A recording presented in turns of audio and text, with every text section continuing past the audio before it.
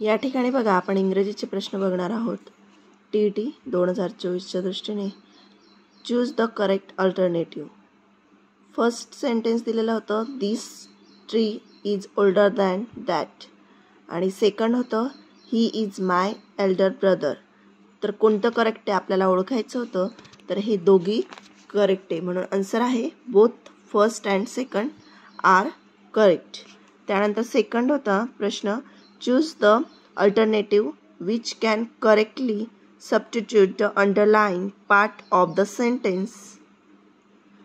Sentence दिलेलं होतं we should get to the cinema early not to miss of the film. तर ह्या underline वर्डसाठी नॉट टू मिस याला आपल्याला correctly substitute the underline part. तर याला सुटेबल असं बघायचं आहे. तर पर्याय दिलेले होते for not missing, in case not to missing, in order not to miss आणि नो इम्प्रूव्हमेंट. तर या ठिकाणी आन्सर आहे in order not to miss.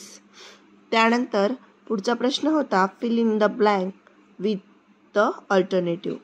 This is the dash dash news. तर हे सगळ्यांना माहिती आहे की लेटेस्ट न्यूज आपण बऱ्याचदा शब्द वापरतो.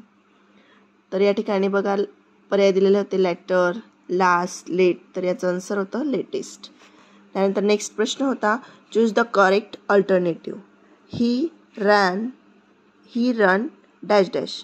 तर याचं पर्याय दिलेले होते पर्याय क्विक, पर्याय 2 ॲज क्विकली, पर्याय 3 सो क्विक आणि पर्याय 4 क्विकली. तर आन्सर आहे ही रन, पर्याय 4 क्विकली. त्यानंतर नेक्स्ट प्रश्न होता fill in the blank with the proper alternative. प्रश्न होता as the festival approaches the number of customers.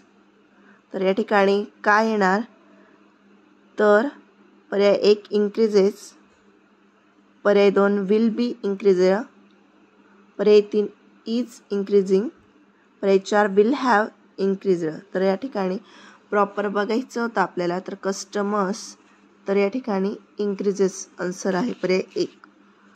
त्यानंतर choose the correct alternative. Question will be answered bye dash dash of expert.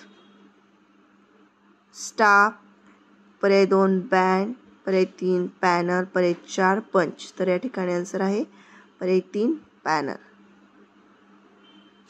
Next होतं find out the correct feminine noun of fox. 1 foxen, 2 she fox, पर्याय 3 विक्झेन, पर्याय 4 foxes. Answer आहे विक्झेन.